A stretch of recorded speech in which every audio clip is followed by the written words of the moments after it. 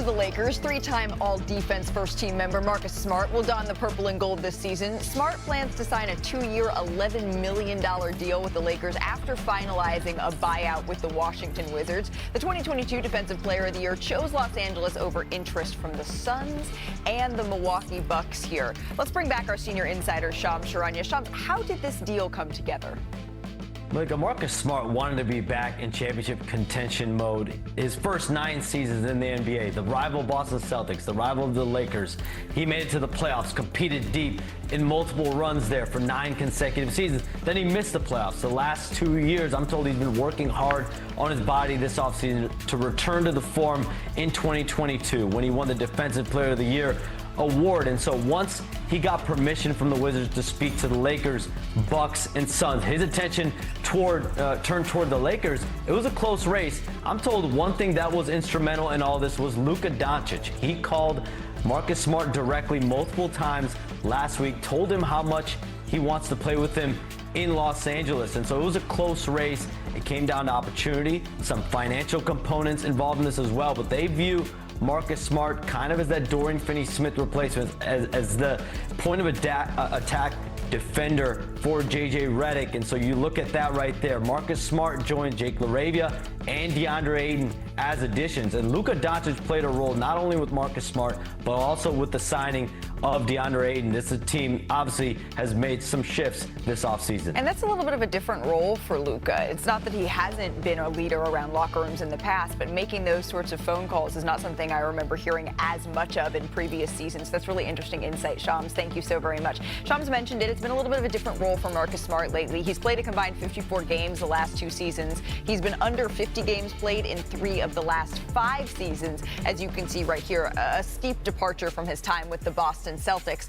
Perk, you know him well from your time with Boston, around Boston. How do you see him impacting this Los Angeles Lakers team? Oh, hell of a pickup for the Lakers. Look, the Lakers they haven't had a defender like Marcus Smart on the perimeter since Alex Caruso. And I understand, like, the last 2 seasons we haven't seen the best version of Marcus Smart, but let's keep it real. He's been playing for no reason. Now, when you get back to what Sean's alluded to, being in on that title team and playing for something at the age of 31, Marcus Smart is going to be the best version of himself. I had a point in my career before I was on legit title contenders, where a team where we lost 18 games in a row, and I walked into the arena, I walked into the practice facility, and I lived my life every single day knowing that we were going to get our ass kicked.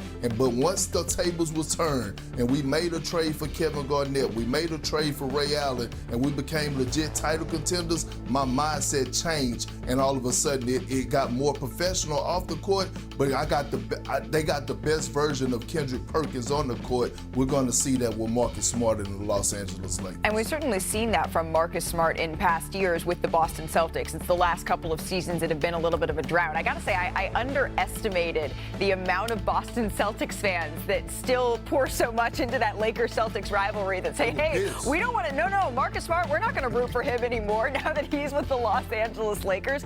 And it was partly, as Shams is reporting, Luka Doncic, who picked up the phone and said, Marcus, come here to Los Angeles. Brian, what do you make of that? Well, first off, I think you know what I'm going to say, Malika. Value.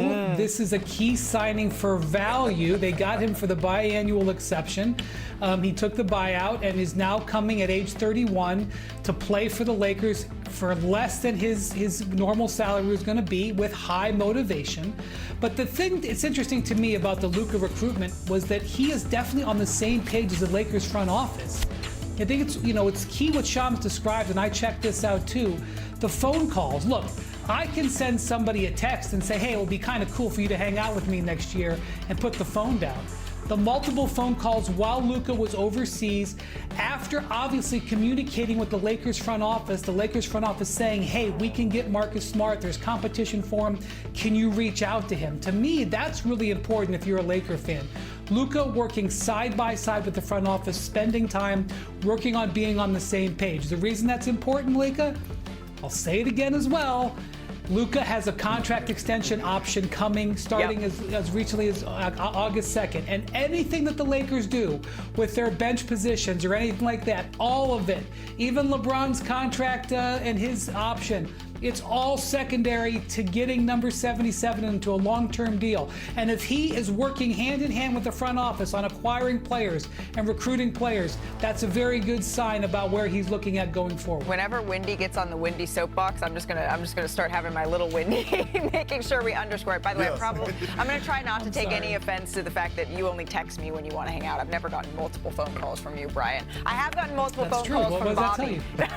Bobby, all these new pieces in the Lakers lineup, how do they fit together? Well, I think the biggest question was backcourt depth. We talked about it early in free agency, and I think with Marcus Smart, it's a lot of interchangeable lineups there. Certainly you can put him in there for Austin Reeves. They went out and got DeAndre Ayton, as we talked about Jake LaRavia. Here's where we're looking at.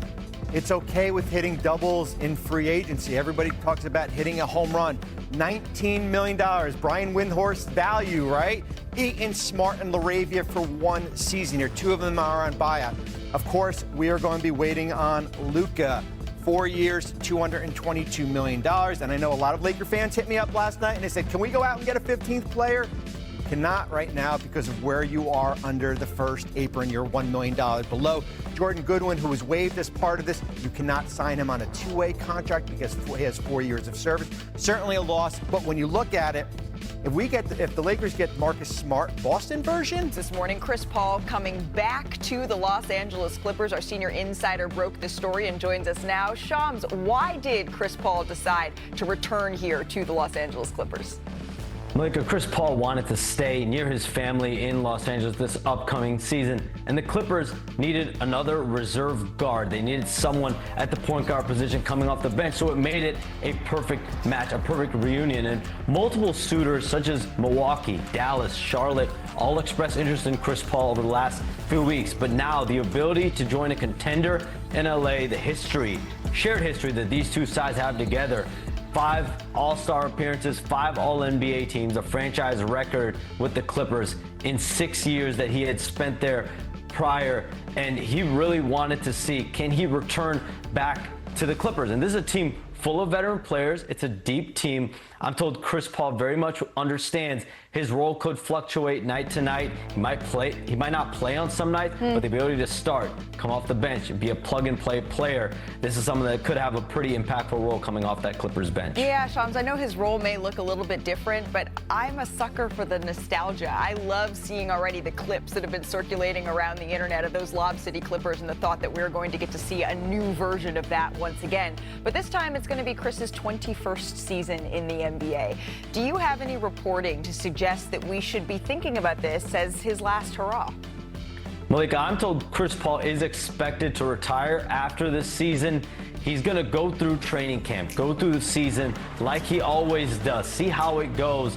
But his plan is for this to be his final season. He told the Pat McAfee show a month ago that he wanted to be back near his family. Now he's back in Los Angeles. He got to do just that for a potential storybook finish to a 21-year illustrious Hall of Fame career. And it's so good to see him back in a Clippers uniform. That's going to be a treat for all of us fans. Shams, thank you so much. We're going to be talking to you again a little bit later in the show. It's hard to fathom that this could be. Hello, xin chào tất cả mọi người. Hôm nay mình sẽ hướng dẫn các bạn gấp một chú thỏ. Một chú thỏ có màu vàng như thế này nhá. Bây giờ các bạn vào làm cùng mình luôn nhé. Rồi, ok. Để bắt đầu vào làm thì các bạn sẽ chuẩn bị cho mình những dụng cụ như sau. Ở đây mình có chuẩn bị một tờ giấy A4 màu vàng này. Tiếp theo các bạn sẽ chuẩn bị cho mình một cái bút chì, một cái thước, một cây kéo. Cuối cùng là một cây súng bắn keo như thế này nhá.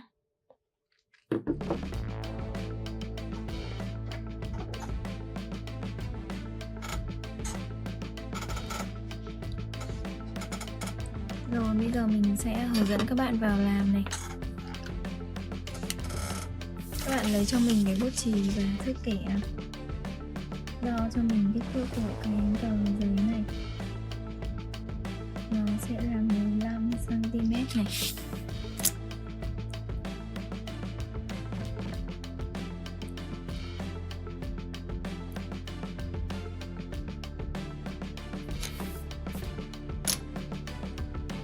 Rồi bây giờ mình sẽ kẻ nó thành một cái ô vuông nhé.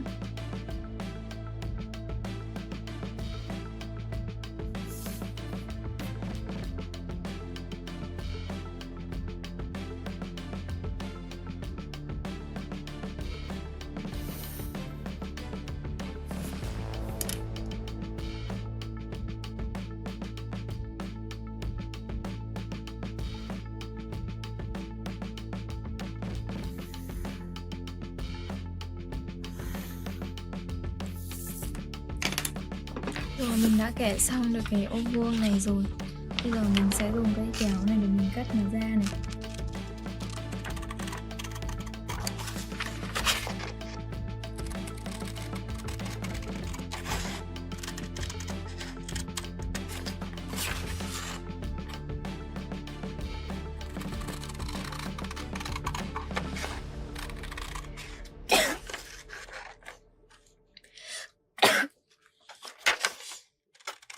Rồi các bạn sẽ cắt ra cho mình một cái hình vuông như thế này nhé.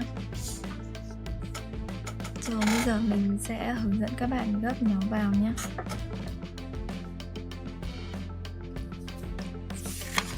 Đầu tiên các bạn sẽ gấp đôi nó vào thành một cái hình tam giác như thế này cho mình.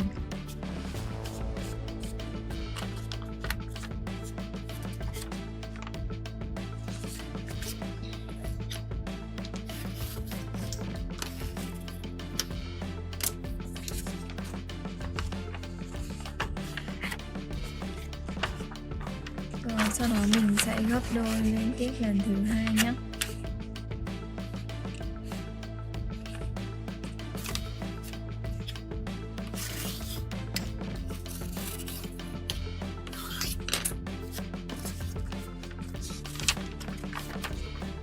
Sau khi gấp xong các bạn sẽ tiếp tục gấp đôi tờ giấy này vào cho mình thành một cái hình chữ nhật như thế này.